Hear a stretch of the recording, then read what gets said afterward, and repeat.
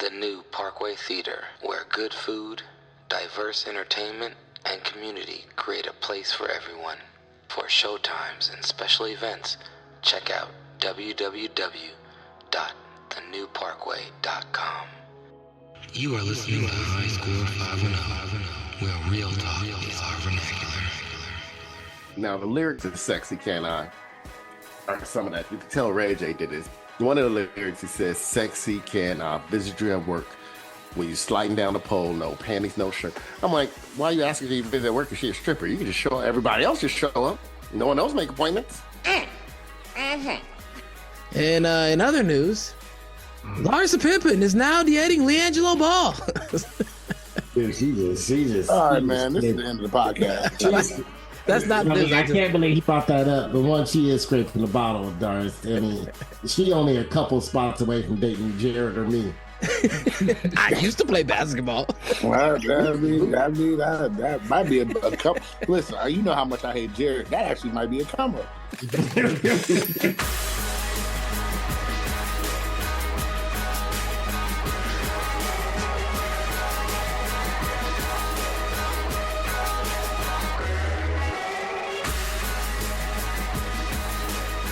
All right, well, y'all ready to start the show?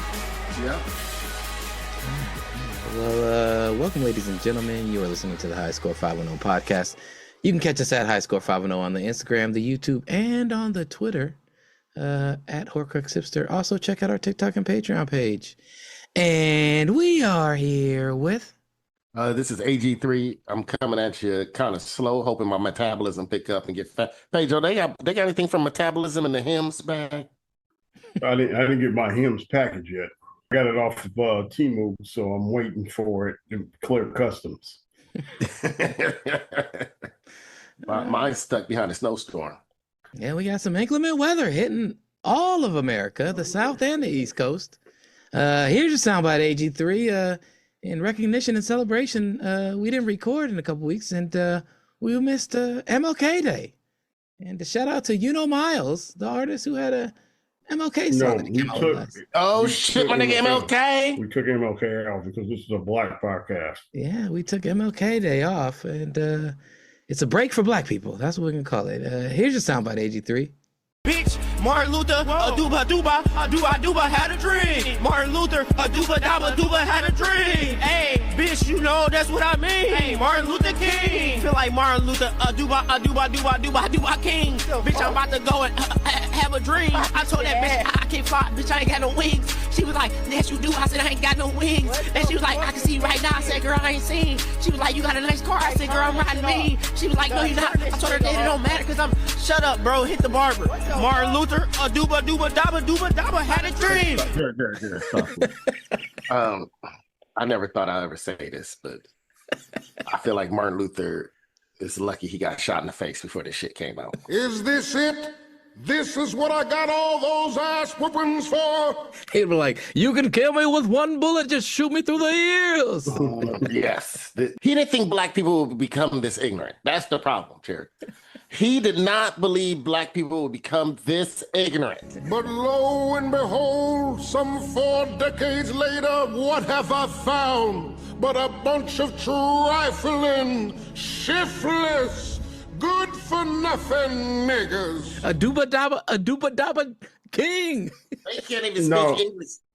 I don't think it's that black people became ignorant. I think it's black people took a lot of Tylenol when he was pregnant with this kid. I said, well, let's see how we say it. The Tylenol been wreaking havoc on the black community. I need RFK Jr. to check and see if Robitussin is also part of that list. He's like, you think crack did something to the black community? No. It was the Tylenol and Tussin. To quote Pedro, the slave masters did not breed us to be this ignorant. Are you sure? Martin Luther, a dooba had a dream. Jared, if that brother would have been alive during slavery, none of the crops would have got grown. They were like, he can't get right. We ain't breeding him. No, yes, they would have factored him out. He would have been one of the eunuchs. No, that would have been a waste of that too, Jared. You would have to feed him. He could have been good for a minstrel show. He's the reason why Trump took them people food stamps. Miles also had the Martin Luther King official video from 2 years ago. So he came out with one last year. That one we just listened to, the Dubba Dooba Yabba Dabba Doo King. And then he had this one, if y'all might remember. Shout out Martin Luther King, that nigga had a dream. Fuck do you mean? That nigga had a dream. Martin Luther King. Hey, Martin Luther King, shout out to Big Bro. If it wasn't for Big Bro, I wouldn't be rapping though. If it wasn't for him, I wouldn't even be here rapping this shit, trapping this shit, stealing shit for my family and shit. Can't forget about Malcolm X and Rosa Parks. I feel like we made it out the park, but it don't matter because of Martin Luther King. A nigga had a dream. Fuck do you mean? That nigga had a dream. Then I started rapping, so that's what I did. Hey. Shout out to Miles for blessing us with such bangers, revelatory bangers that honor the great history of some of our black generations that did so much to allow that ninja to get Fruity Loops and a camera, learn how to do green screens and film in a abandoned parking lot Of an old liquor store. And we are here with... Yeah, everybody know me. It's a truck driver that doesn't really do anything. And every time I want to do one of my affirmations, I forget it. I had a good one. Oh, well. All right, Captain P-Funk. Well, here's your soundbite. It's just a reminder of how shitty of a person Hulk Hogan was and always had been. He's addressing Teddy Atlas, African-American wrestler. Tony Atlas, you will never, ever, ever pin me or beat me in the center of the ring. There are a few things you might be better than me at. One of them is shining shoes, maybe chucking spears, and maybe eating watermelon, boy. You ain't nothing but a souped-up spider monkey, and when you get in that ring with me, I'm going to show you who the real Miss USA and the only undefeated wrestler left in the world today.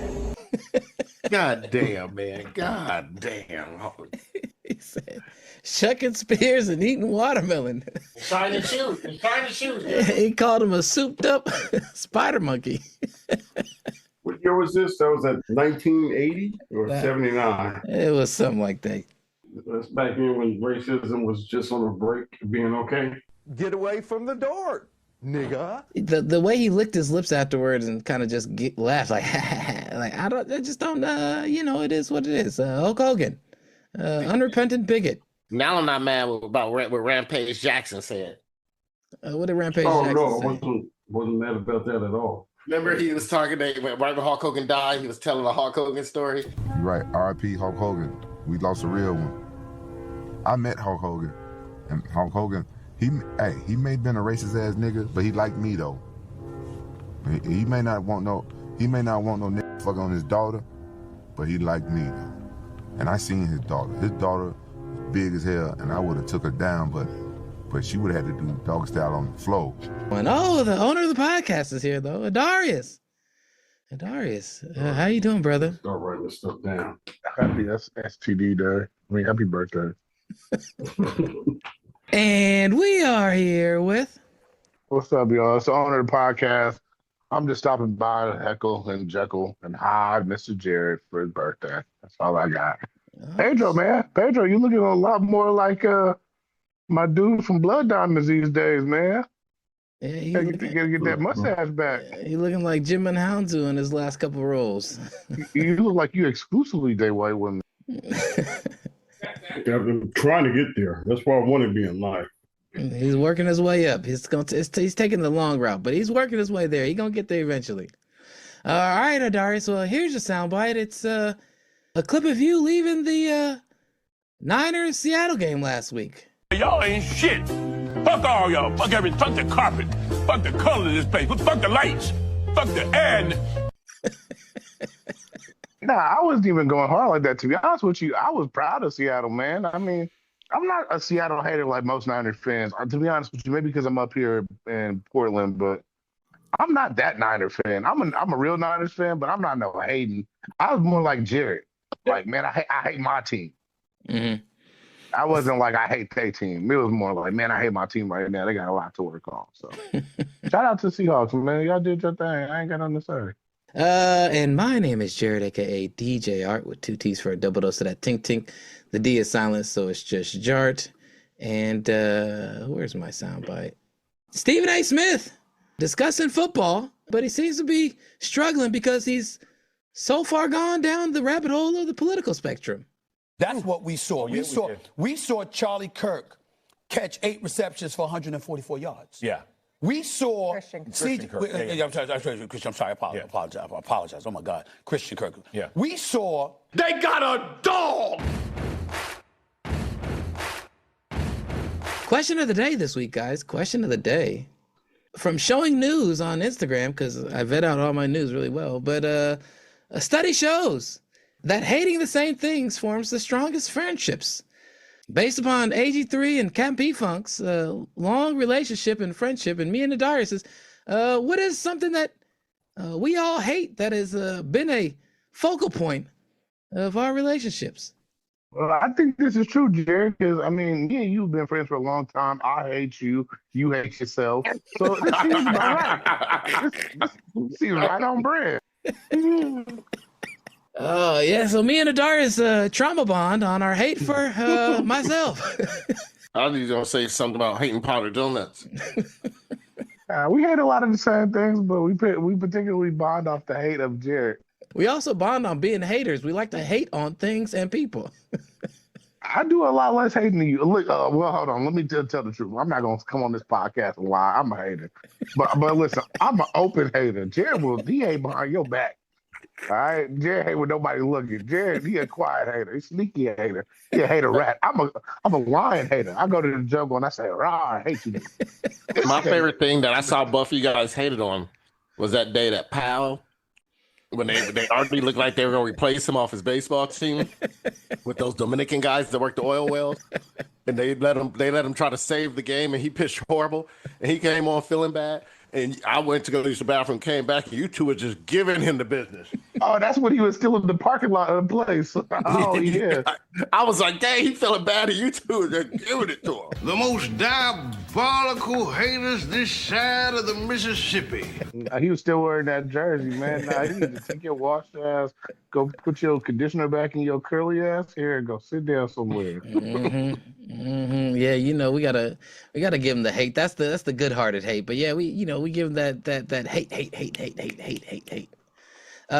Camp P-Funk and AG3, what's something that you guys bonded over hating? Monogamy. Hate it. Come on. We bonded over hating 49ers. We did.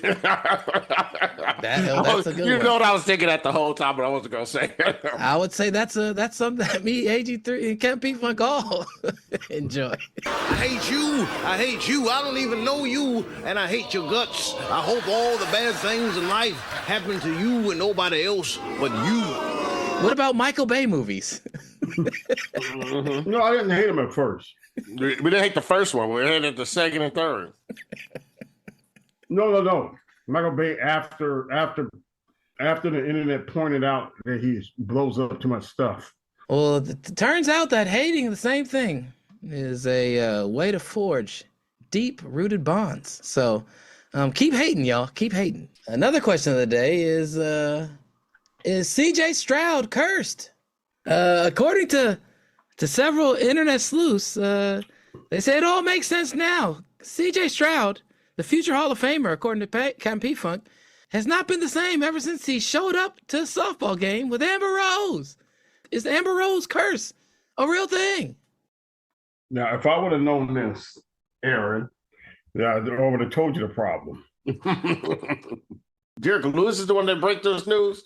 Derek Lewis came out and said ever since he came to the softball game with Amber Rose a few years ago and Kim Kardashian and all that, I'm like, damn, it might be a curse for him. I mean, was he with both of them? Or? No, I think the Kim Kardashian curse is a thing for athletes, so he's just making the connection. He is from Houston, so that is his quarterback. That's my quarterback. Derek Lewis is from Houston. Oh, no. Derek Lewis is a UFC fighter, MMA fighter. He be making crazy jokes. He a funny dude. Right after the end of the fight, talking about he gonna go sleep with somebody. No. He said he said his balls is hot and he need to take his shorts off. Oh yeah, I've seen his fight. I've seen a couple of his fights. Here's the guy. I will say this though. Listen, I don't know if I believe in that. I could see that there could be some there's something that could be there because of ha-has and hee-hees. But if you think about it, she messed with Kanye. That could be the curse. She messed with Wiz Khalifa. He never made an album after they were together. And then if you want to talk about other people, I will say this. There's a dude named AE, shout out AE. He had a baby by her. They were together for a while. Oh, yeah. I mean, and then also 21 Savage, his career blew up after messing with her. But AE is a prime example. He messed with her, and now he about to marry Cher. So I think I don't know. I don't know if he is cursed or if he came up. But he about to do what, Darius? He about to marrying Cher. Oh, that's the one that married Cher that through. Yeah, that was her ex. So I don't know if that's a curse that come up, but I think this all needs to be studied. Yeah, we need deeper investigation. Get Cash Patel on it. Yeah, we need Cash Patel on this one. We need Eric Adams. Tell me this, Derek. Well, who did Derek Williams go watch a softball game with the way he got his ass beat last night? Oh, Derek Lewis?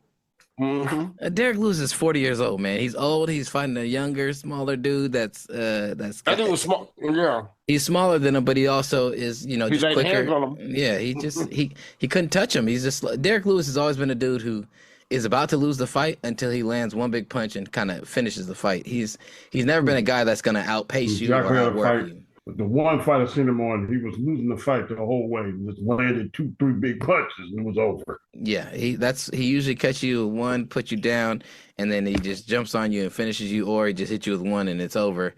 But typically he's not a guy that's gonna outwork you and outpoint you. Didn't happen last night. Aaron, your thoughts on CJ Stroud dating Amber Rose? I didn't know that there was a way he could lose bigger than he did on the field. Now, if I would have known they was out here dating tricks, now it makes sense. Now, Aaron, everything Aaron said, what he told me is it doesn't think. That shows a man that doesn't think at all. If you out here doing him a girl in Houston, a nice thick black girl to look better than Amber Rose in Houston. There's so many pretty women in Houston that don't need a lot of attention. She'll be happy to be with him. The brother could get down with practice, study film. She make him red beans and rice. Keep her brother happy. Keep him straight. He could study his film. He could do stuff. He gonna be with her. Yeah, he messing up. Oh yeah, that shows his cloud of judgment.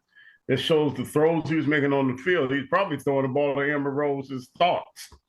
Amber Rose, shout out sponsorship. Come on our show. We'd love to talk to you. Do you have succubus tendencies or abilities? And is there something to what you've taken from our dear beloved CJ Stroud, who people say turns into Tua? And in news this week. In news. That's not news, Jared. What? Al Green is not news. Al Green is news. No, it is not. Al Green. Al Grits Green. Is come back out and is returned with a new EP called To Love Somebody. What do you guys think about that? Al Green was news in 1968. When's the last Al Green album? No, the question, when did he get those grits thrown on him? Yeah, that was the last time Al Green made the news. He sung somewhere. In 74 when he got grits thrown on him. Okay, that's 74. So that's the last time he's been irrelevant. Okay, so 74. So not since 74. That's a long time. No, last time he was relevant when he was on stage trying to sing. He had to sit down. He was missing every note. Like I said, Pedro, he had a lot of albums in the 80s. I ain't never heard of one of these. He came out with the album each year. One in 1980, 81, 82, 80. Came out with two in 83 because one of them was a Christmas album. 84, 85. Then he skipped 86. I don't know what happened to him 86. I want to say 85, he had a hit. He had a 85, hit he is the Love light. Somebody, that might be right? a gospel album. That's his gospel. What album was Love Somebody? To Love Somebody just came out. Here's a clip of it. Play it, Jared. There's a light, Satan kind of light that never shone on me. Still got a little something left. I want my life to live with you, live with you. There's a way. Everybody say to do each and every little thing.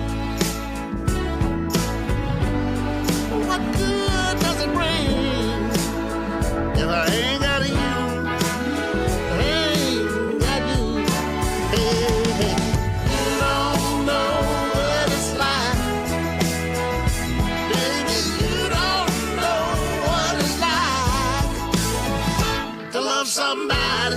Yeah. To love somebody. Yeah. The way I love you. Al Green. That was originally a Bee Gees song. Do you guys still think Al Green still got something left in the tank? No. Jared, go find an Al Green clip of him having to sit down. Ain't nothing in that tank, man. Throw that tank away, man. He sound like at the end of the first verse, he's gonna ask for some change. Al Green made Smokey Robinson look like he was 30 years younger than him. I'm just happy that Al Green's still alive. I thought he died. I thought he might have died. I thought he'd been gone. No, he's not dead. He's still holding on. Jared probably go see him in concert. Him and Smokey Robinson doing gas. Doing gas. With Genuine opening the show. Hey, do you think that this album is going to do better than Gassers? Pedro, are you more excited for Al Green or Jill Scott's album? Jill Scott. We might get some real music with Jill Scott. Jill Scott got buzz behind her. Al Green didn't everybody making fun of him. Put it this way, Jared. I had enough of Al Green on the way to Aaron's sister graduation. In other news, Barbie has released a new DEI Barbie that had some people shocked that they would even include diversity, try and build equity, or be inclusive whatsoever. Can you guys guess what Barbie it is? It's the Let Me Smack Pedro edition. No. Actually, close, Adoree. It's the Autistic edition. I don't know why Jared is posting this. I guess he didn't have some Tylenol. Well, let's see how we say that. It is the Autistic Barbie. Sorry, I'm just now making it back. Had to slip my dog a Benadryl. I had to do it with Bill Cosby and Pedro do to they women. Come on. Had to do it to my dog. AG3, Mattel introduced their latest line of Barbie dolls, Autistic Barbie. Mattel introduced an Autistic Barbie, the latest doll in a collection intended to celebrate diversity. The toy company says it developed the doll in partnership with the Autistic Self-Advocacy Network, a nonprofit that advocates for better representation of people with autism. The Autistic Barbie is wearing a flowy skirt that provides less fabric-to-skin contact and flat shoes to promote stability. Each doll also comes with a fidget spinner, noise-canceling headphones, and a tablet. Modeled after the communication devices used by some autistic people who struggle to speak. Oh my God! They made Barbie look like Priyanka Chopra. They made a Priyanka Chopra Barbie and threw some headphones on it, look like a big ass flower ring in her hand, and say, "Hey, this is Autistic Barbie." What the hell are they gonna do next, man? No, it's a fidget spinner. That is not no damn fidget spinner, Pedro. That's the largest fidget spinner. It was the fidget spinner that really caught me off guard, man. No, it's the actual fidget spinner in her hand. They should have just made a damn Barbie, man. I'm gonna go ahead and just say it right now, man. You know they gonna use that. Go ahead, Dari. Sorry. No, I'm just saying they should have just did a damn Barbie, man, with the eyes and the whole round face, man. Go ahead and take it there, man. I don't want no damn fidget spinner. I want the bulging eyes, man. That same Barbie is that Barbie was the Indian Barbie they used and just threw some noise canceling headphones. And look at the black Barbie next to her. Come on, dude. Who the hell still wearing an afro like she goddamn Pamela? Pam Grier. That's what they think of black kids with Asperger's. She looked like Pam Grier and Coffee, dude. I don't know if this is wrong of me, but I really wish they had come out with this like 50 years ago so I could see how they named it differently then. You know how we say it take a village to raise a child? But what if the village is retarded? What you think it's going to produce? Yeah, what's the name now? They just call Autistic Barbie, but there has to be a list of the most racist Barbie they ever made. Racist Barbie. Oh yeah, there's racist Barbies. There was a Oreo School Time Fun Barbie, and it released a Black Barbie, Oriental Barbie in 1981. According to Pedro, you can still say that now. I agree. With the Oreo Barbie, a hat, a black. Come on, man. It was a sellout Barbie. That's why it was Oriental. It was Oreo Barbie. Well, I guess they had white versions of it, but it's mainly the black one. That's what they were going for, the Oreo Barbie. Oriental Barbie. Let's see what that one. That came out in '81, so it's a little still. It was still okay to say back then. They probably tried to make that Barbie look like Connie Chung if it came out in '81. Oh man, come on, this girl, the Oriental Barbie got a whole goddamn. She got a fan. They just did that. You talking about racist? They got her in a silk dress. You got a BBW Barbie. It's a Barbie, yeah. They got a BBW bar, a white Barbie. Is that with a black Moulin Rouge ring around Barbie? I want to Oh, be man.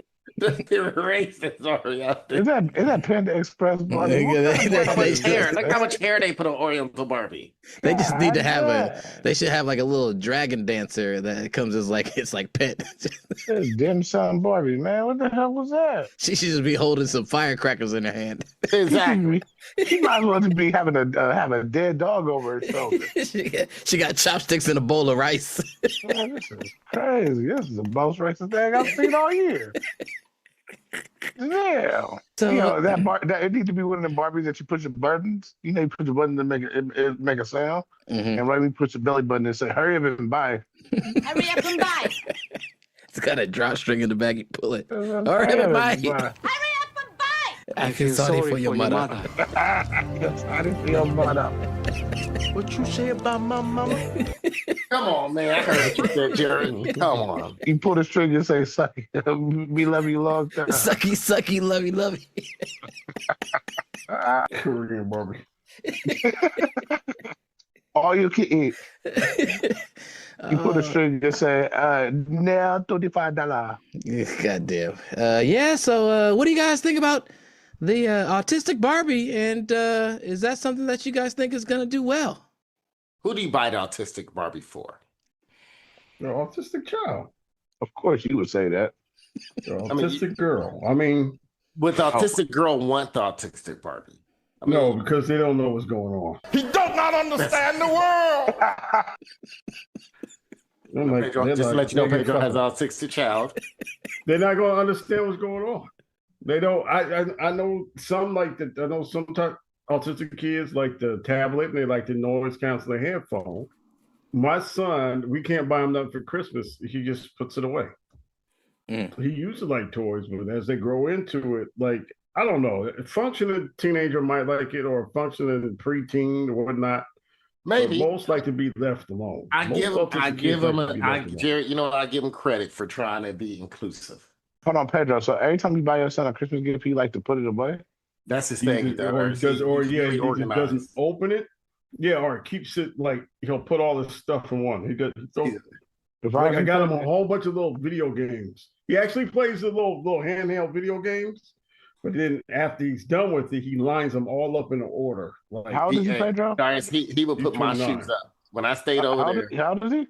29. 29. Let's see. I think this you should do, Pedro. For the next 11 years, you should give him $1,000, maybe $1,500 every birthday. And on his 40th birthday, rob him. Come on. Go and stick him up. So give me your money, you bitch, nigga. I know you've been keeping that shit tough. 11 years, nigga. Happy 40th birthday, but rob you, bitch. Actually, I think his mom do that.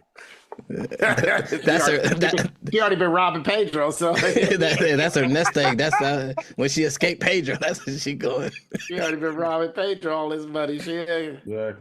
Yeah, let me know if you need help with your savings plan, Pedro. I got you.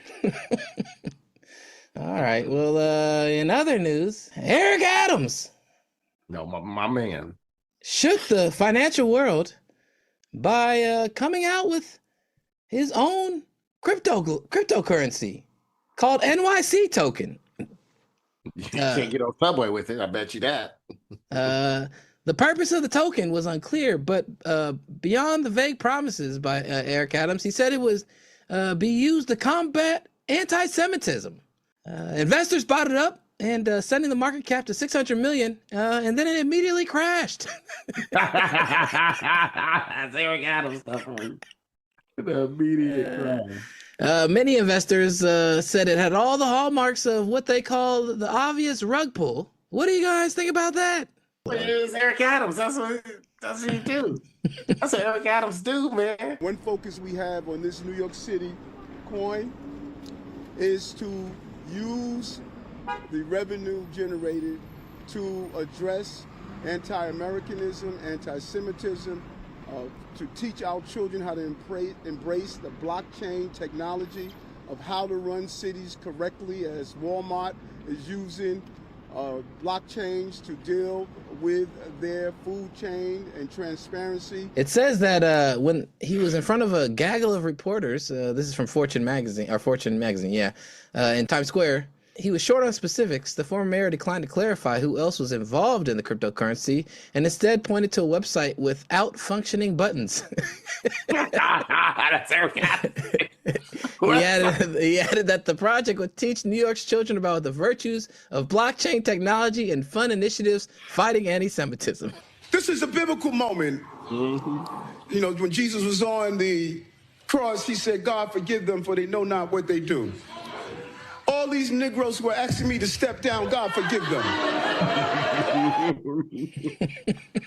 It sounds as though the money was invested. People bought up the coin. The investors that were behind it pulled the money out and basically sold it all out or pulled their money out, and then it collapsed and is worth basically nothing now. So the beauty of cryptocurrency is that it's a great way to launder money or steal people's money who are hapless or naive investors.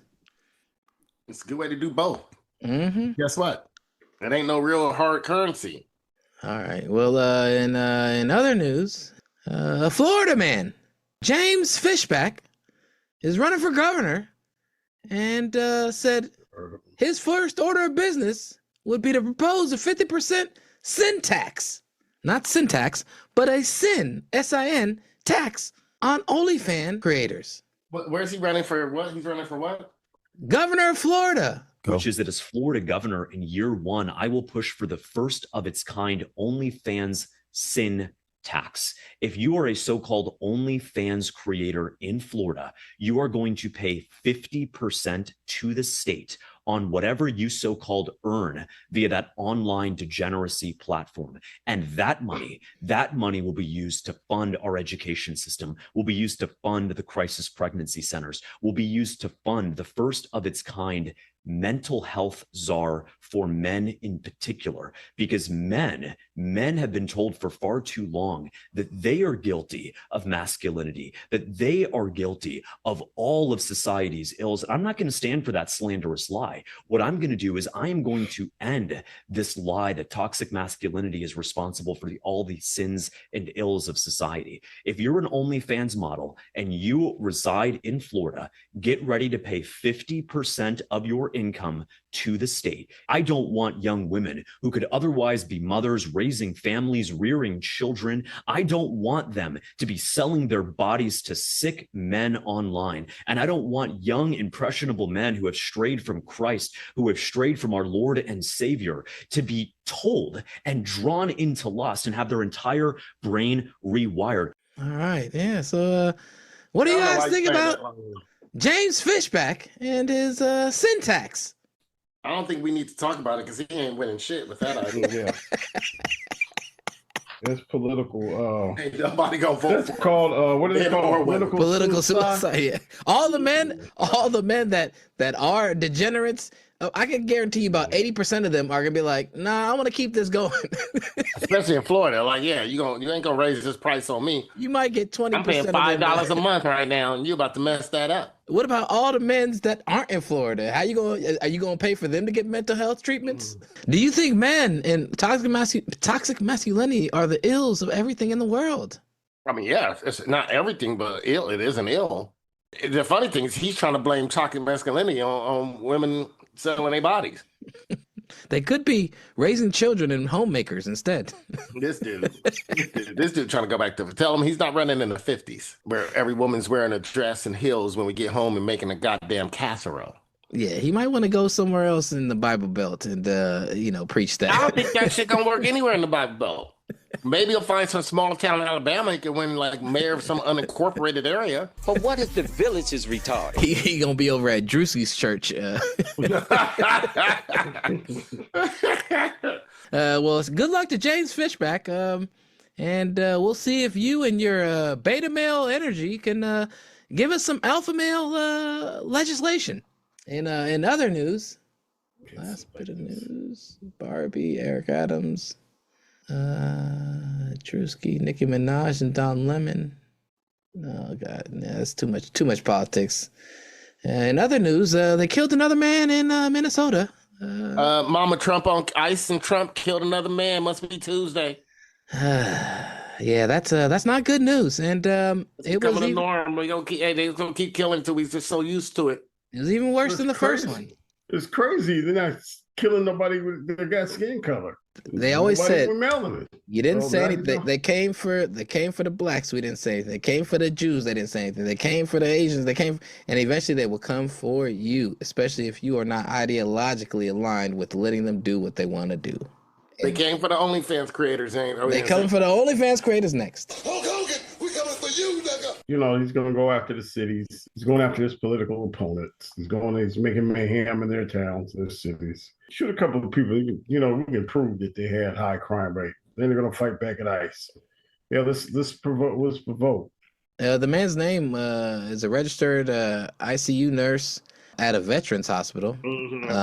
Alex Pretti. Of all places. It was registered to have concealed carry and was simply recording and stepping between a aggressive ICE agent who shoved a woman to the ground violently, stepped between them, and then they just pepper sprayed him and then started wrestling him and beating him and spraying him some more. And then one ICE agent put out a gun and unloaded a clip on him. So it's pretty egregious and unfortunate and sad. And they're trying to get a response. I got a question for our podcast listeners. Everybody. Shout out to Patty out in Minnesota. I hope you're on the front lines. Yeah, Patty, stay your ass in the house, Patty. Stay your black ass in the house. Cracker ass, cracker. Patty is so white, he is black now. Exactly. After all this, y'all still believe in God? They believe in white Jesus, just like James Fishback. I'm becoming an atheist more and more every day. Take that back. Do y'all believe in white God? Because they're killing white people now. Yeah, so anyways, not to get too deep on it because we could talk for a while. Let's keep this sports. I didn't want to get into it. No, I didn't want to get into it. We just had to say something. Really sad, but you do have to say something. It's really sad. It was more egregious than just shooting citizens. It was more egreous to me than Nicole Good. Because there were six dudes on top. Which was also egregious, though. No, that was egregious. But they're like, you can't. He thought he was gonna get hit, and she was blocking traffic, and they thought they were getting boxed in to get some. They're gonna be attacked, and da da da. So they're all high. No, this dude stepped with his phone holding up to step between somebody who just violently shoved a woman to the ground, and then they just started pepper spraying and beating on him. And he turned his back, kept his other hand up while he had his phone in his hand. No, he was reaching for his gun. He didn't reach for it. They might say That's what they're going to say. That's what they're going to say. They removed his gun. You can see one of the ICE agents take his gun, but at the same time, even the NRA came out and said this is very troubling and disturbing. So, well, even you got Republicans saying, "Okay, you're taking it too far. You're killing honkies." In sports news, the University of Indiana pulled off a perfect season with a Cuban autistic Barbie. I love what Dan Labertard said. They said Fernando Mendoza looks like the type of person that makes his animal crackers fight before he eats them. And then they came out with another one that said Fernando Mendoza looks like the kid that's working at a McDonald's in the 1960 McDonald's posters. Yeah. I was like, that looks exactly always some kid that looks overly happy. Fernando Mendoza the type of person that lay down on his stomach when he gets hard. He says, "Oh my leg, oh my leg." I gotta wait this out, fellas. Just wait. Yeah, I'm just gonna sit on my stomach and not move. Next 20 minutes. This was a 20-minute one. He said he has another tummy ache. He needs to lay down. Yeah, University of Indiana pulled off the surprise not a surprise win, but they pulled off the perfect season. What do you guys think was the key to their success, and is this something that is sustainable? And should Fernando Mendoza go number one in the NFL draft? Damn, you asked like 4 questions, dude. Yeah. Number one, okay, I think it was defining of the changing landscape of the NC2A in the college football. Is it sustainable? Not for Indiana. I mean, yeah, for Indiana. I mean, the problem is these schools up north have more millionaires and billionaires than the schools down south. Paul Feinbaum talked about that. He said Alabama has 3 billionaires. 2 of them went to Auburn. It's like the South doesn't have the billionaires that the other ones have. Indiana got a billionaire that's not even the richest person, and that's Mark Cuban. And they got someone else that donates more money than him. Yeah. I think it's a changing landscape. 3 straight years, you think about 3 straight years since the NIL came out, we've had 3 straight years, and it's been 3 Big Ten schools that won. When Michigan won at first, you kind of just threw it off like, oh, well, it's Michigan. They had a good coach. They had some NIL money, but they're kind of an old school. They finally got over the hump. They're old school. I've seen Michigan win 2 times. This is their 3rd one in my lifetime, so that one didn't really seem like much. Then Ohio State won, but you saw that they spent a lot of money last year. Remember, they spent the most money on NIL last year. Mm-hmm.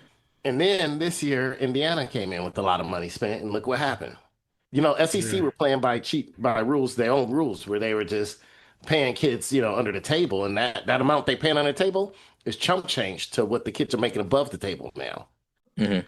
And so now, instead of like when Nick Saban, who, I hate how Nick Saban became this guy that's like, oh, he's the lord of this college football. He's the person we go to for, he did it right. His scheme, it wasn't just his scheme in Alabama. It was a lot of football players that was on tennis scholarships. He had deep roster. He was having deep 5 stars that he was paying them and a chance to make the team. If you didn't make the team, you get a chance to be a starter next year. They were paying players. But now that this opened up, he left because he knew he couldn't hack this game. When he first started bitching about Travis Henry, he knew he couldn't. This was a world he couldn't exist in. Mm-hmm. The power was no longer solely his, and the kid wasn't solely counting on his word and his thing to help him get to the next level. Well, the system that they had mastered over decades was no longer. I hate how we go to him, and he has so many comments about the system. No, bitch, this isn't a slave system no more, Nick Saban. That's why you left. You chickened out and ran, and good riddance. I'm glad you're not in it no more. I need more people like you to run away and leave. Is the NIL the industrial revolution of America, of college sports? Yeah, it's changing the landscape. It's the unionizing of the industrial revolution. We're at that point of it. The TV being big money and conferences growing bigger, that was the industrial revolution. Now we're in the labor movement of it. Shout out to I think it's great. Yeah, Good. shout out to Fernando Mendoza, and he played big that game. Yeah, he had that run to score that final touchdown that kind of really, cemented that, put Miami on their back heels, and they had to score a touchdown and made some big throws. His receivers made some good plays, some good schemes. So give him a shout out for doing his thing. Should the Raiders draft Fernando Mendoza number 1 overall? Is he a franchise quarterback? If you draft Fernando Mendoza as your first round quarterback, although you got a big game, a real big game, he played with a lot of poise, you were asking for it because mentally I don't think he's there. NFL quarterback takes a stable mind, and you see his mind it's like it doesn't turn off. His excitement doesn't turn off. And you got that as your NFL quarterback, especially when you're with the Raiders, a team that doesn't have a lot of, let's just say, they're not smart. There is no good quarterbacks. Everybody's given, like the kid out of Mississippi. Everybody's like, oh, you got to draft this kid, man. He's amazing. He's amazing. He's Isn't he short? midget. Yeah, I was going to say he's short as hell. That's as big as not. He's not short. I don't think he's shorter. What is he? Is he shorter than? I don't think he's shorter than Bryce Young. Is he? What's his He name? might be Trinidad something? Trinidad Shannon or Shanning or Shanoon or something like that. Trinidad But- James? No, it's got it starts with an S. But if you can't pick this kid either. There's no quarterbacks in this. You're gonna have to find somebody and develop them in this draft. There's no good Trinidad quarterbacks. Chambliss. Shambles. So there's no good quarterbacks in this draft. So Raiders need to make a trade for Shador. But Indiana also had players, and people talked about this. I think Aaron sent something on this. They had players that were older and more seasoned. that they can play. They got a lot of smart guys. Somebody said this during the They had a lot of juniors and seniors. Yeah, they're really disciplined, and they were disciplined. Really disciplined people. Somebody said basically a dry state, not because of because of the alcohol, just because of the depression. So there's no weed there, right? They got a bunch of weed. You got Michael Irvin on the sideline passing out Coke bags to all the kids. You think he was passing them out? I think he was too busy taking that Coke to pass them out. Fernando Mendoza in Indiana deprived us of one final Michael Irvin being coked out of his mind, taking belt to ass on the sideline. Michael Irvin said, "Stop the slander," though. Here's what he had to say about that. Wait. First of all, y'all know damn well Coke don't last 5 hours. Y'all know damn well Coke don't last 5 hours. And I hadn't partaken in 20 years. But if you got some 5-hour stuff, let me know. That's just what I'm saying, man. Like, stop it. Jerry, you gotta save this one. That's gold. That's gold. He said, "Wait, what show is that?" Man. It's you'll get low, yeah. It looked like Brandon Jacobs and your boy Michael Beasley on there. He said, "If you got some 5-hour stuff, let me know." You smoke crack, don't you? Look at me, boy. Don't you smoke crack? Shout out to Michael Irvin for dispelling the rumors about him being coked up on the sidelines. You know what? That's when you know you got a real person that did a lot of drugs, because they use the fact of how long the drugs last. They know everything about the drug that they tell you. Yeah. You know damn well it don't last that long. That's the perfect defense. You know damn well it don't last that long. And if you do find something that lasts that long, let me know. It sounds like he's willing to lose his 20-year chip over some 5-hour stuff. Yeah, he said, "Hey man, I will do it again if you can hook me for 5 straight hours." We do have Diggs in the Super Bowl. He might have some of them pink cocaine packets. You got some of them Diddy packets. In other news, LeBron James and Nike and Adarius are facing backlash over a new MLK colorway shoe that came out on MLK Day ahead of Black History Month. I was trying to figure out what was wrong with this colorway. The colorway is inspired by the Lorraine Hotel or Motel, where MLK was famously assassinated. I've seen what's around the corner. I've seen what's over the horizon. And I promise you, you niggas have nothing to celebrate. I know I won't get there with you. I'm going to Canada. What do you guys think about that? Are we honoring what is this? Darius, maybe you shed some light on this for us. Darius, can you give us a breakdown of the LeBron James, Lorraine Motel, MLK colorways? There's no Darius here. This is Rayon Lee, and I have nothing to say on the matter. Thank you very much. My NDA. Here's the image of the teal colored shoes, which were inspired by the design at the Lorraine Motel. Man, that looked like a coincidence that color. They also wait. Let me see the words. No. Go up. Let me see the words. Maybe that Nike sign does match that. Okay, maybe. They look tight. But there's no red. There's no red on the. I don't know, Jared.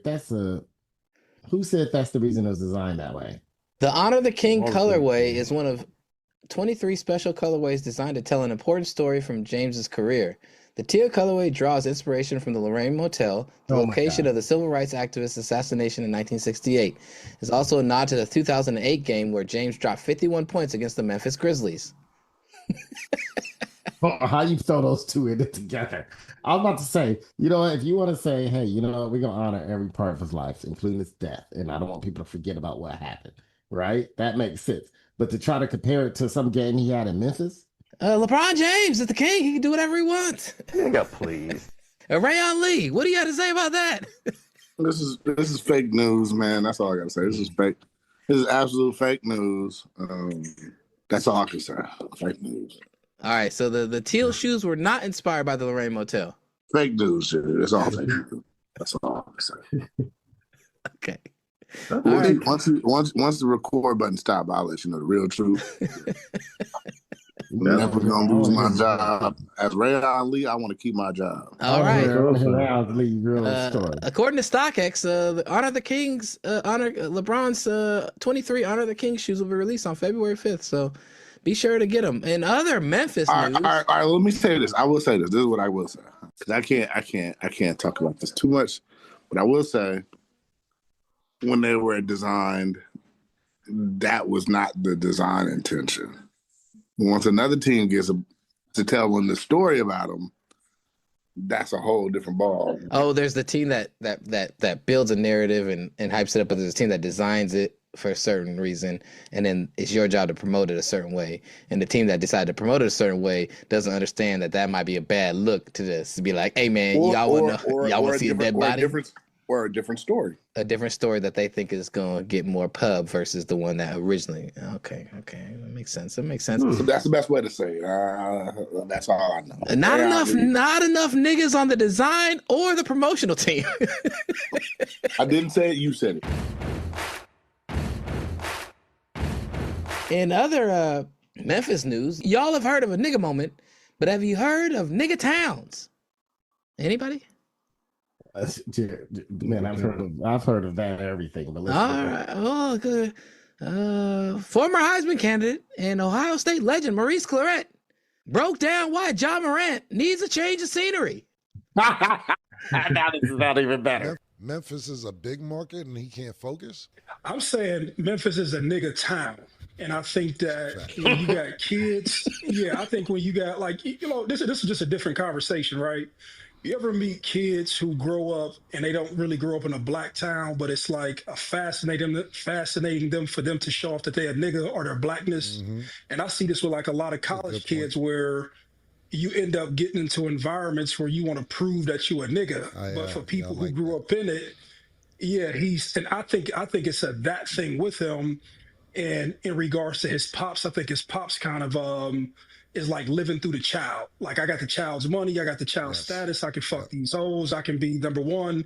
And I think the person who should be leading you is actually acting like your homeboy rather than a mentor, right? And if he gets to where it's just basketball and I just don't have to have that nigga energy off the court, like, I love Orlando because Orlando ain't distracting. It's a tourist city. You can kind of relax. You can go there. You can play basketball, go home, and the spirit of the city ain't like party vibes and all this other crazy shit.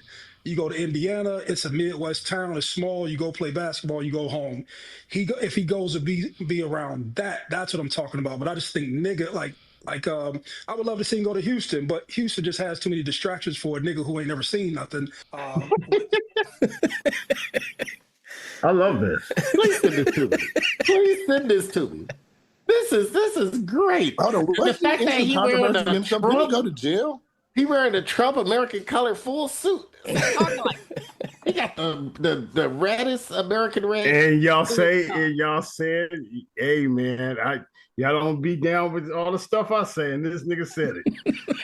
I'm down with that. Didn't he go to jail for something? He had some guns on him. He had some mafia. He had borrowed some money, and he was driving dirty. But I think he got out of that. That was like 10 years ago almost. Who is this? Maurice Clarett. Maurice Clarett. Yeah, that's all the young boys, man. Okay, Youngstown, baby, Youngstown, Ohio. Yeah, see, that's where I got it from. It's in Ohio. 100% what he said though, because he's right. Like, but the fact that I didn't think he was saying it like that.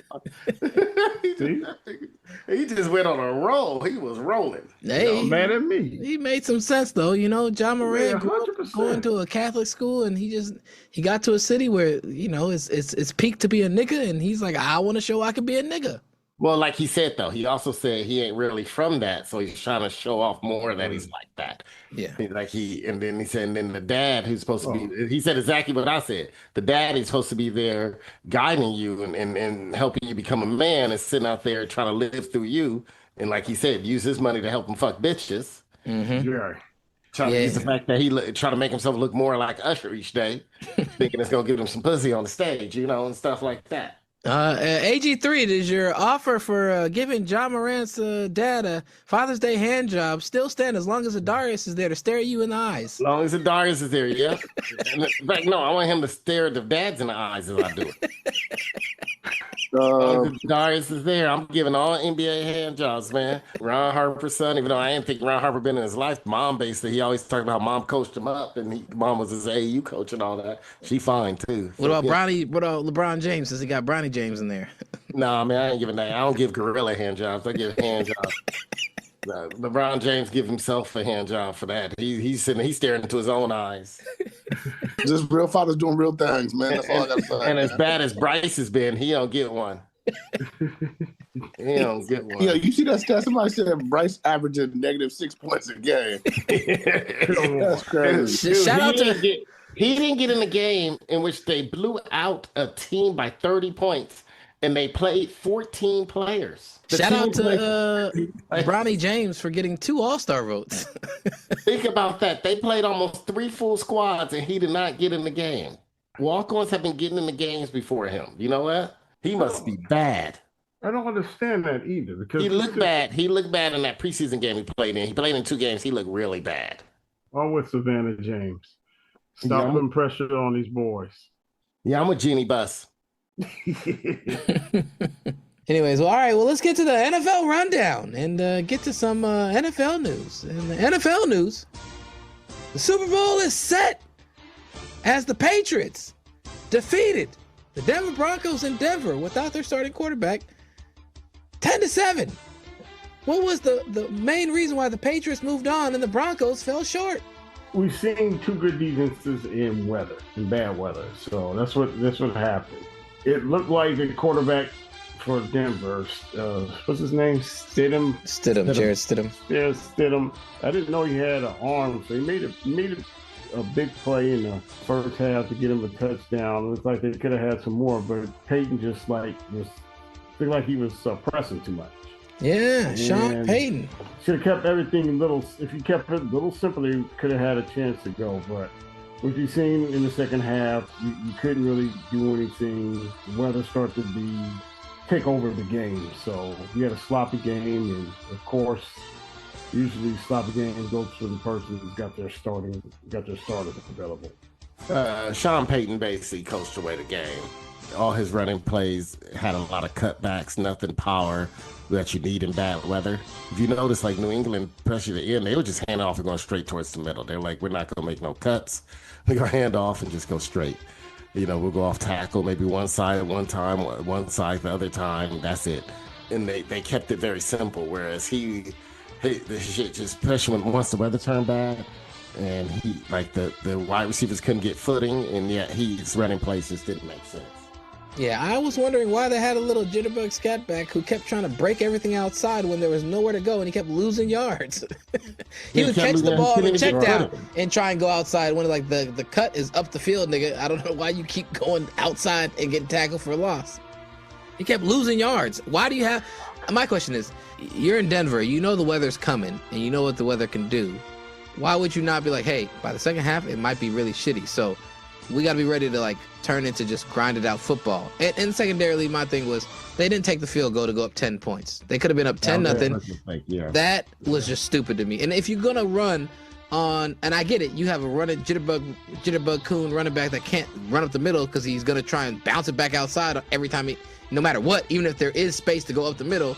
So maybe you don't run the ball, but you were fourth and less than a yard, sneak it, or tell that jitterbug coon just to run full speed ahead and fall forward if he can. But they didn't do that, and they tried a stupid-ass pass play where they end up not getting any points. And I'm just like, why would you call a pass play with your backup quarterback on a play where you're trying to... This is where you're putting your will against theirs. This is one of the equalizing forces of football is the will of our players, the strength of our players. Can they outmuscle you? Can they dominate you physically? And you didn't test that. You didn't test that at all. If you're going to do that, test it early in the game because it's only going to get worse later on. That ended up being the difference in the game. Shit, you up 10-0. Denver only scored 10 points. New England only scored 10 points. Here's the other thing with that, too. They didn't give them an out. If you're going to run that play or if you're going to run a passing play, you got to give them a run option. Mm-hmm. They didn't give him an out. They ran it to the short side of the field, whatever the pass play was, and then he ducked it on top of that. Yeah. Threw a damn duck. I just don't get it. sometimes they're like they think this is the dumb play because it's low percentage, but they're not going to be ready for it because they think we wouldn't do it, so we're going to do it. That's some Jason Garrett Dallas Cowboys dumbass shit that they do.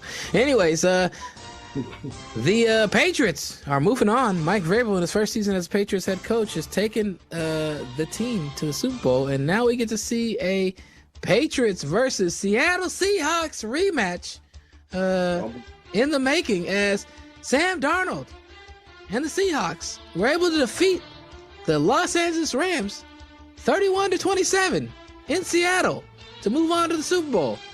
Sam Darnold is now officially the first quarterback drafted in 2018 to make it to a Super Bowl. What do you guys think about that? Yeah, he's the first one from the quarterback class that had Josh Allen, Baker Mayfield, your boy Josh Rosen, and Lamar Jackson. Who would have ever thought that he would be the first quarterback out of all of those to make it to the Super Bowl? After seeing ghosts. He did see a ghost in one part in that game. He made it, though. He made it happen. He played well. Everyone played well except for the punt returner for the Rams. And, that's how the ball bounces in the NFL. What was the deciding factor to y'all from that game that gave the Seahawks the edge over the Rams? Eric just said it. It was that one punt return, Derek. They scored a touchdown. I believe that was the only turnover. That was the only turnover of the game. The Rams were actually, if you think about it, the Seahawks defense have been balling. The Rams almost scored another 30 points on them, right? Mm-hmm. And they scored 30 on them. They played well. Their offense, they were moving the ball down the field.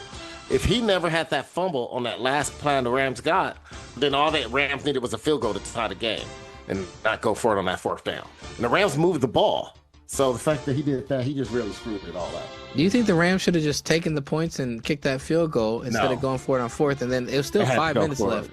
Right there, you have to go for it.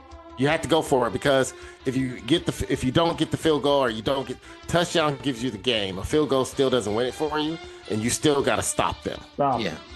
And nothing was assured you're going to stop them. So and here's the other problem with that fourth down play. Like I told you when we was watching the game, and you can see that Sean McVay runs down the field, not sure if that was the right play.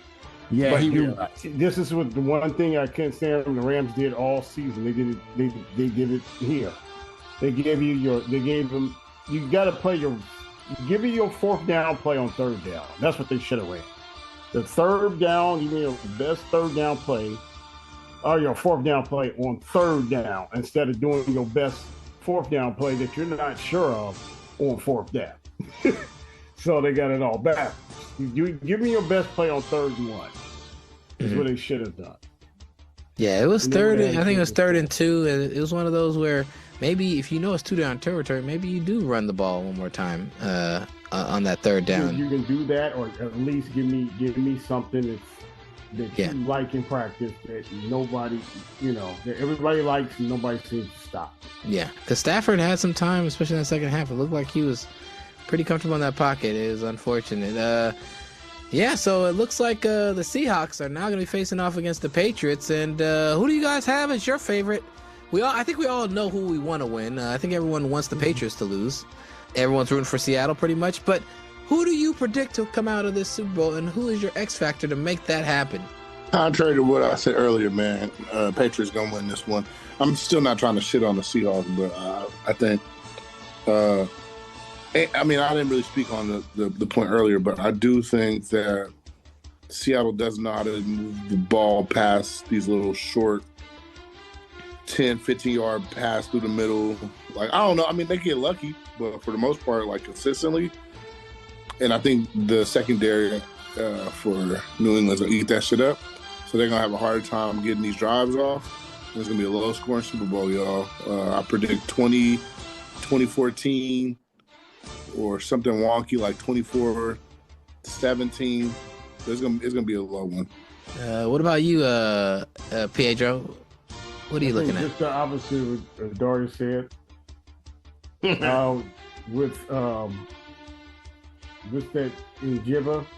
I hope you said the opposite thing of what I said, because I'm tired of betting money on your weak ass theories. It's the opposite of what Darius said.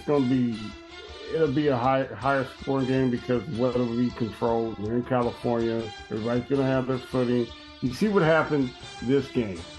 Rams is not the best defense. They'll have a little bit of a struggle, but I think they have a better control game. The offensive line seems pretty good. Seattle's offensive line is pretty good with running the ball.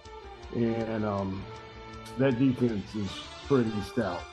They don't fall for a lot of things. And the way Drake May has not been playing, he kind of came across some good luck in the playoffs running against a backup quarterback in C.J. Stroud. What did they play the first round? They played San Diego. San Diego. Yeah, I knew they were going to win that game because San Diego doesn't have any offensive intelligence. AG3, who do you got winning the Super Bowl? Are we saying who we won or who I got? Who, I know we all want the Seattle to win, I think, but who do you got winning the Super Bowl, and what's the X factor or the difference maker that's gonna cause that? I got Seattle. I think they played a harder schedule. They more like iron sharpens iron. Them going through the harder teams. The Rams gave them a great shot. They took it and still won. But I don't know. It's hard with the Patriots. You know how the league gets towards the Patriots and how it feels towards the Patriots. Mm-hmm. Especially in these political times. You think about when the Patriots blew up. Patriots won their first title after 9/11. They won their first title after 9/11, which they cheated into winning and take the Rams practices and walkthroughs. Mm-hmm. So ain't no telling. Yeah, it's gonna be interesting. So who's your X factor? What's the X factor that's gonna cause your team? My X factor is Roger Goodell. Spread your cheeks and lift your sack. I'm gonna ride the fence here, and I'm not gonna choose any team, but I will say the difference in the game will be which team can run the ball and stop the run the best. I think New England has one of the best run-stopping defenses. Sam Darnold has been able to play off the fact that they're able to effectively run the ball, and I think that's taken a lot of pressure off him to where he's able to get those play actions, or just the threat of that keeps the linebackers in the box a little longer. He's getting those downfield throws. He's done a good job overall managing and kind of like making some nice throws, extending plays. He's shown some really, he's shown a level up. And so I think that he can definitely win it for them. But if they're not getting any run and it's all on him, and it's kind of like they're rearing their ears back because they're not threatened by the run, somehow they're able to stop the run to that degree, then that'll be interesting. But I think Kenneth Walker is going to be a big X factor. If he gets off a little bit and has a good game and has an effective game, I think Seattle wins. If Seattle cannot run the ball and New England is able to keep the game interesting and run the ball effectively enough against Seattle's defense, I think that they have an outside chance to win. But I'll go with Seattle. I think Seattle should win this game. But then again, I think that ICE shouldn't be shooting people in the street, and that's not happening. So we'll find it. Anyways. Well, hey, I'll just say this: if y'all want to make a bet, sounds like whatever Pedro's going with, y'all going with. I'm here to make a bet. Now I will take it. Adarius trying to recoup some of his Adarius. Anybody agree with locks. Pedro? Put your money up. All right, Adarius. I'm not gonna do it to Pedro. Give me a stone cold lock. Yeah, Pedro, we need a stone cold lock. That nigga gave me a stone cold cock. I didn't get shit. I got fucked up the ass. Pedro, stone cold lock. It doesn't have to be about the game. It could be about a player and their performance. It could be about the national anthem length. It could be a prop. Stone cold lock. Stone cold lock. ICE will show up at this Super Bowl halftime show. That's a stone cold lock. Well, let's get to Cutty Corner Shoutouts. Cutty Corner Shoutouts. Cutty Corner Shoutouts is the segment in the show where everyone gets a chance to rant, complain, or highlight something positive in the world. Cutty Corner Shoutouts. Cutty Corner Shoutouts. So, this is a biblical moment. When Jesus was on the cross, he said, God, forgive them, for they know not what they do. All these Negroes who are asking me to step down, God, forgive them. It's time. We're burning now. God, if you let it in, hell. So cold and bleeding now. I'm in with it, man. Gonna let you down. He had sex with my mama. We're broken people now. I just said I need a Aaron, do you have a Cutty Corner shout out? Man, this is a biblical moment, Jared. You got to get that on video. That's the best part. You know, I don't know if I have a Cutty Corner shout. Usually I got a lot of shit to bitch about, and I still do. You know what? My Cutty Corner shout goes out to Jared and his false belief that Starbucks is a super white place. Starbucks is become the most ratchet place, coffee shop you can ever go to. And I'm talking about people of color, the ratchet people. Every time I go to Starbucks, it's full of two types of people, Mexican and black. But you know what's crazy about Starbucks? You know what I don't see a lot in Starbucks is homeless. Because the ratchet people like Starbucks and they keep the homeless out. As soon as someone crazy or homeless come in there, the Starbucks employees don't have to worry about it because the people that's in there be taking care of it. They kick them motherfuckers out. They'll fight them. They're like, you ain't fucking up this place for me. So, but the problem with that, all the fucking crazy people go to Pete's now. Pete's is full of the nice, wholesome white people, progressive. They're trying to treat these people nice. They understand, oh, they have there's some mental health issues here. Oh, there's some substance abuse issues here. Oh, yes, you can use the bathroom and shit all over the place.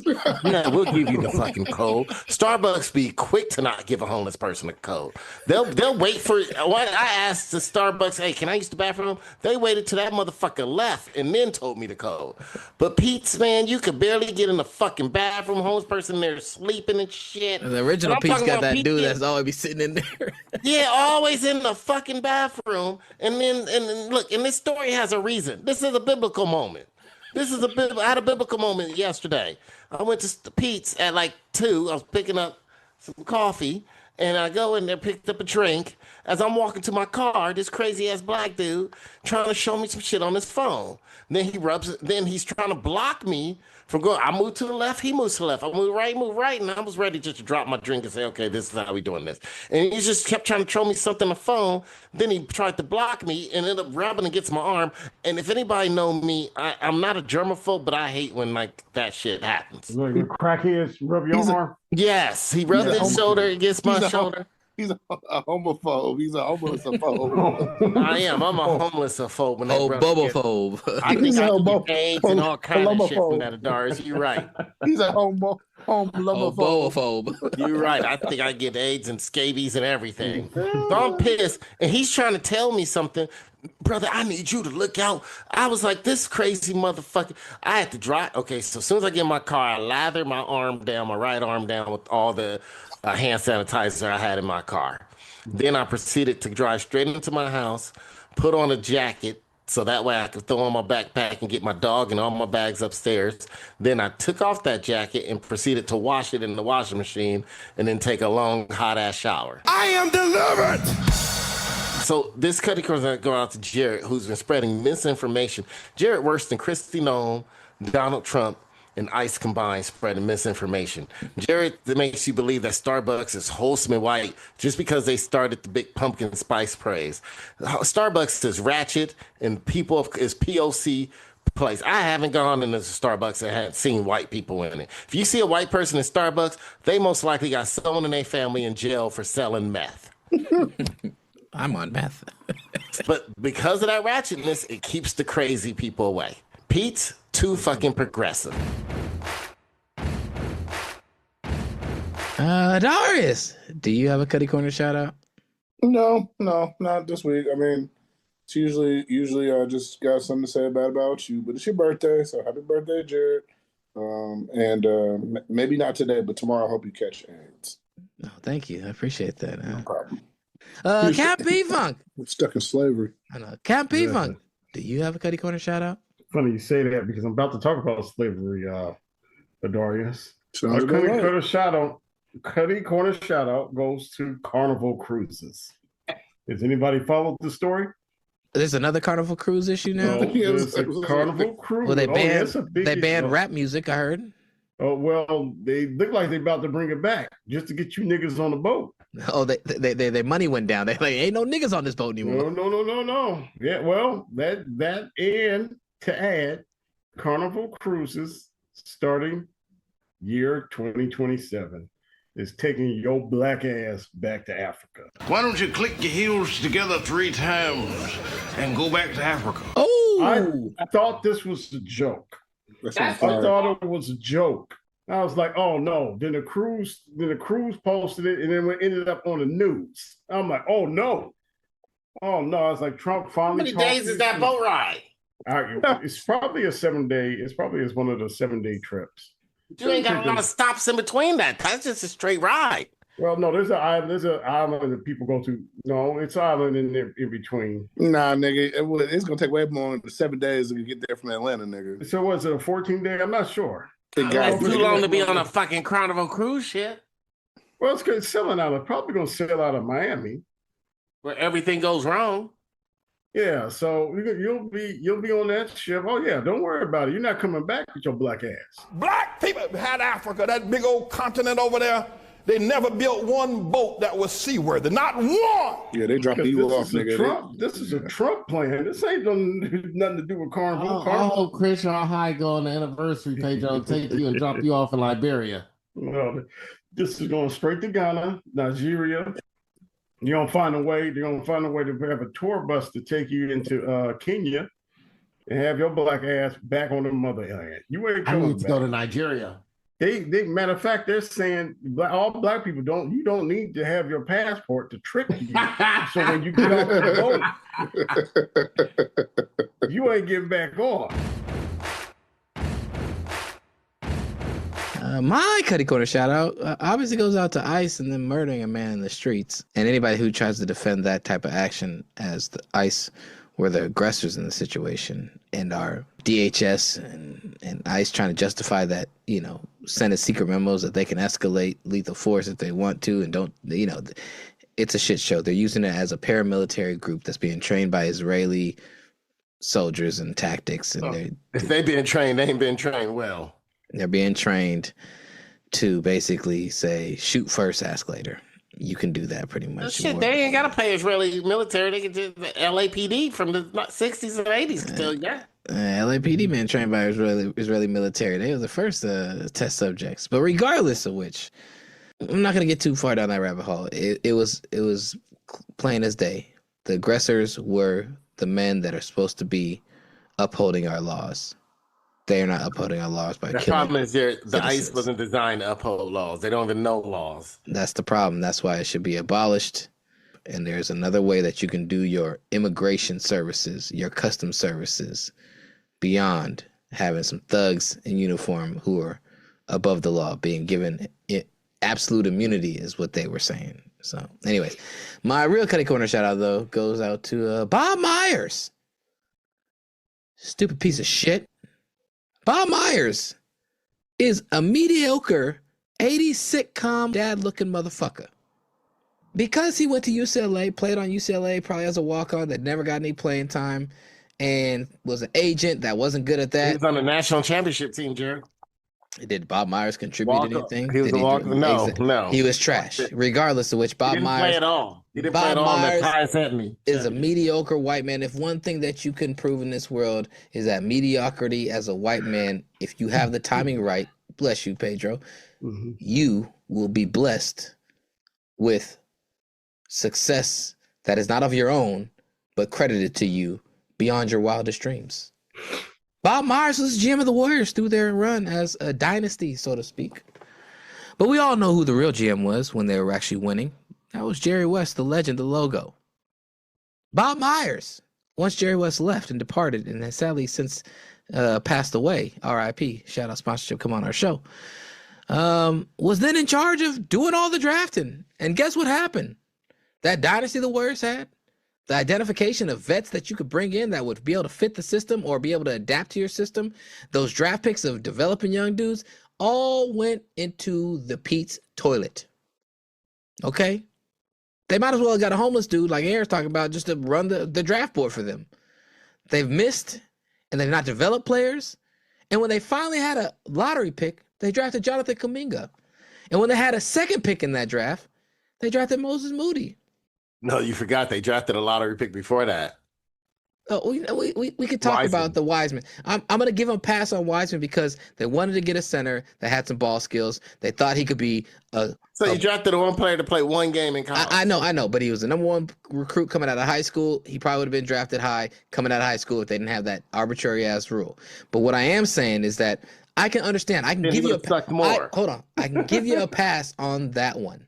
I can give you the pass on that one because you were you were building the team out, you losing some players, you want to get a big that can fill the gap, have a 7-footer that can fill that gap offensively. I understood that pick. I wasn't mad at that pick. Did he pan out? Was it a risk that didn't work out? Yes. AG3, I need you to pull up the Jonathan Kuminga draft though real quick for me, real quick. My issue is that Bob Myers, as he sits at ESPN, where he got a job that he doesn't deserve, working for ABC, ESPN basketball analyst, talking on Sunday mornings, acting there, talking like he knows anything, like he has any kind of credibility to speak on shit. No, you were a sandwich guy watching everything happen, and you got to get the credit because the title was yours. You was like Debo's brother at the end of next Friday when they picked up the gun, and he's like, "Yeah, we got you now. Here you go, Debo. You give it to Jerry West." Anytime before Jerry West left, everything you knew you went through Jerry West. You knew Jerry West had his imprints on everything. When it was given to you, you shit the bed. Yeah, Wiseman didn't work out, but I understand it. Give you a pass. I'm being fair. Then you draft Kuminga. You know, like the upside physically, is he a basketball head? Is he grown up playing basketball? Is his instincts great? We've seen that it's not. But Kuminga has elite athleticism, elite skill set athletically wise.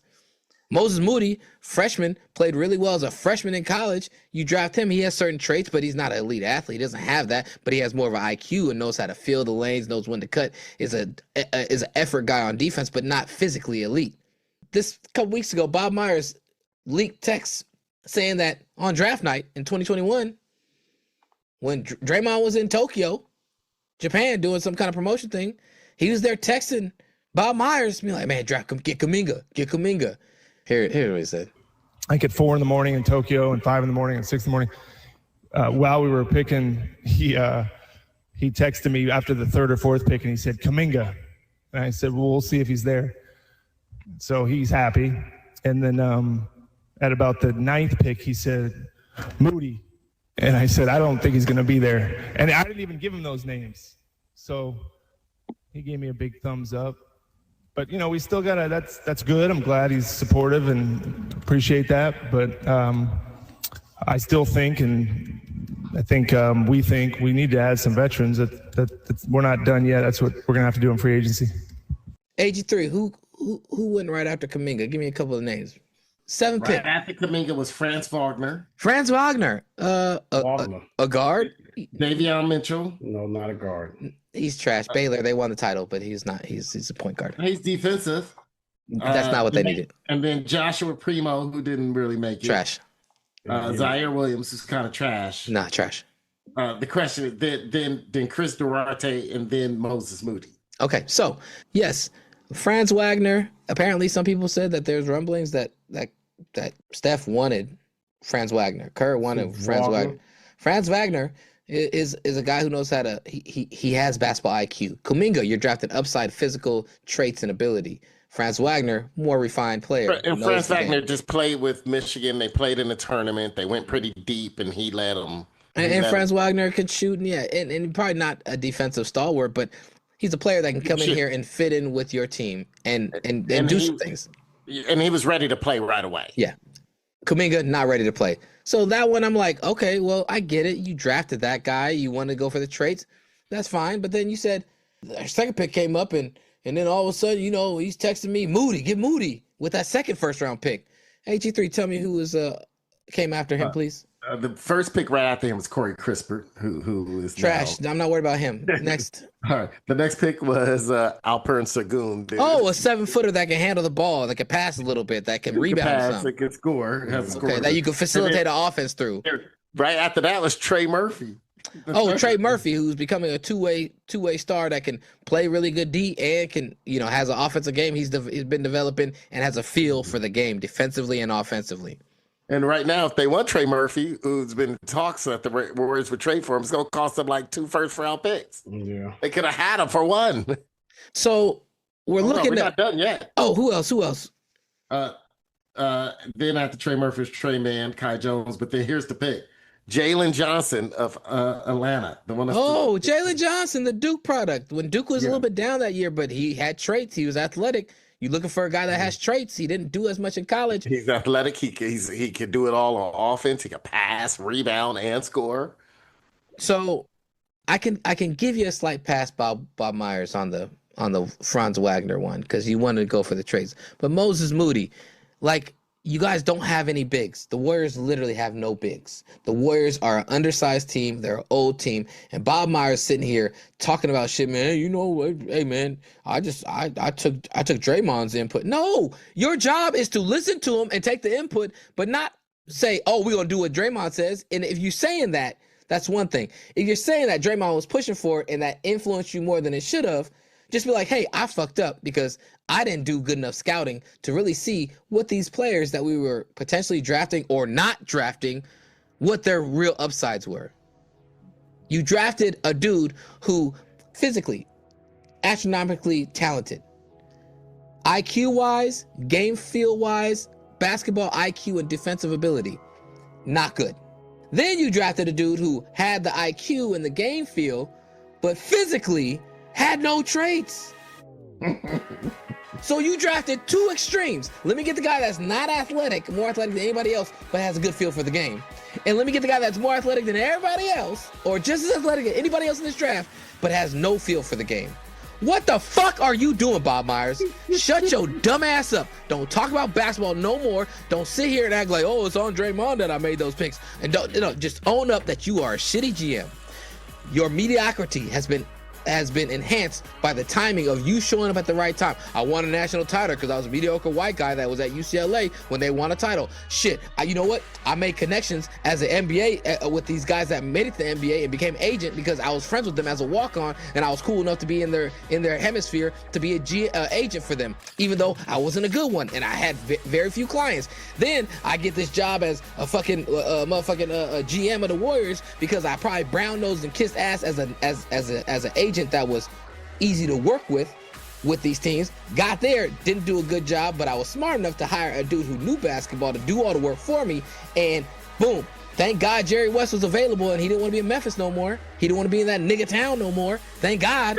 Perfect timing. And then when Jerry West left, oh, well, it's all on me now. No. And now you get a job, cushy job working at ABC, ESPN, sitting there giving no knowledge, no credibility to anything that comes out of your motherfucking mouth because you don't know shit. You weren't good at your job. You've never been good at your job. And you are a mediocre white man that deserves not to be in the place that you were in. But because of the timing, you got there. Same thing with Mike Dunleavy, weak ass motherfucker.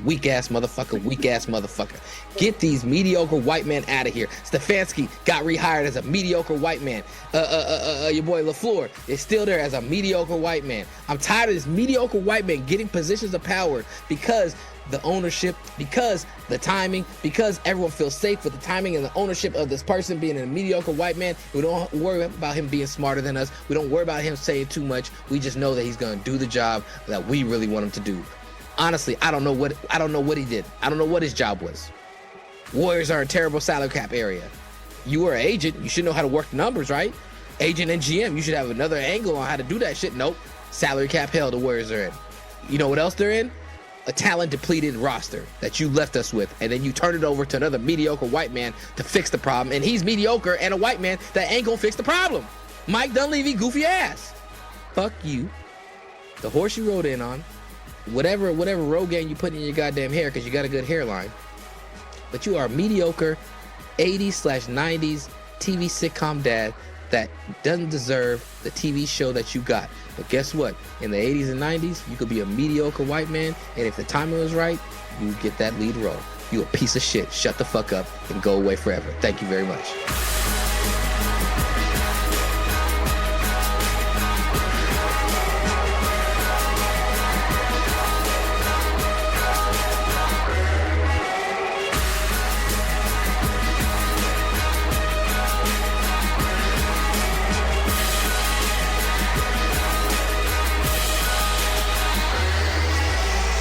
In other news, an explosive report came out that said Jeannie Buss is tired of LeBron's shit. AG3, can you tell me a little more about it? I can't because I'm tired of LeBron's shit. I've been tired of it longer than she has. So I don't know how. Well, I can tell you, they both have egos. And Jeannie Buss seems to want to be the reason why the Lakers are successful. She wants to be like her father.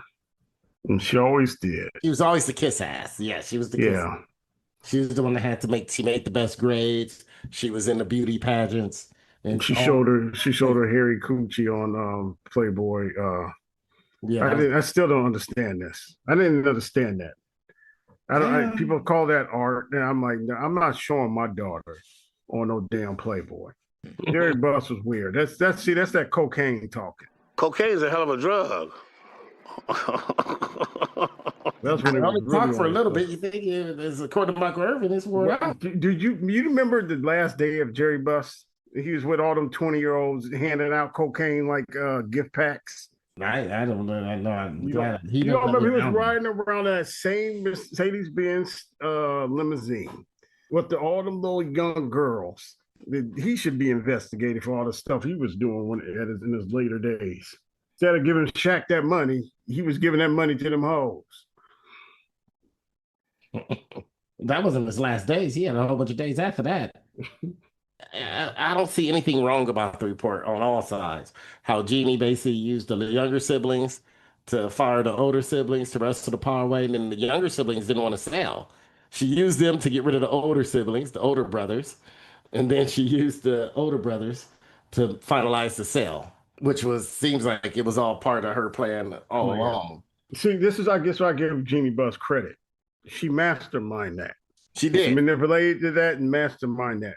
That's just let you know how made stupid sure that the brothers are. Thanksgiving together again, but yeah. This is how stupid they are. This is to show you how stupid they are. The Lakers was always it's Dallas Cowboys and the Los Angeles Lakers. They didn't even use the equity they had in the team to go buy up California real estate. No. It tells you how stupid they are. Well, they were like, you heard the term house rich, right? Or house poor. You heard the term house poor. House poor, nigga. House rich. poor. They were team. Come on, here. They were team poor, right? Even Jerry Buss was like, yes, we have money and we have value only because the team is worth this much. And so, I mean, the Lakers, the Buss family's been full of drama. It's nice to see that they sold. They're dumb, but you see everybody else that Jerry Jones, although he had oil money, is still capitalizing off the Dallas Cowboys. Oh yeah. Yeah, using the equity to buy up other oil wells. Them damn Lakers didn't do nothing. They could have bought the port. Look what Magic Johnson just did, Jared. Yeah, that's true. Look what Magic Johnson did with just his fame. Mm-hmm. Now this nigga's a billionaire. You let a nigga with AIDS. And he got AIDS. He got AIDS. How can Magic Johnson talk to kids about anything? He got AIDS. What has he done? Magic Johnson, that was the big black Magic Johnson. Look at all the real estate he has. He's got AIDS. What has he done? Can you tell me? Big Magic Johnson, what has he done? Well, he's a business person. He's got AIDS. that was a one bull that Donald Sterling was never going to use. He hated that one. Shit, y'all that's like you know what? You set up a whole thing on wifey.com through the Vixen network, and you set up wifey.com, your wife to have sex, and you got like some of these new bulls coming over, Jason Love, and you're like, oh, this is gonna be great. I gotta see with 5 dudes, and then all of a sudden Mr. Marcus come in and just ruins it. Like, who invited this motherfucker? That's how Donald Sterling act when Magic Johnson in the room. Who invited this motherfucker? Big black. I don't know if I feel weird or gay for not understanding any of those references, Aaron. Man, I know you understand that reference, Dar. You understand. There's a bunch of names that sound familiar in the P world, but you know Jason Love, man. You know you was in. I don't understand. You know you bet money on Adam 22 to win that fight. Adam who?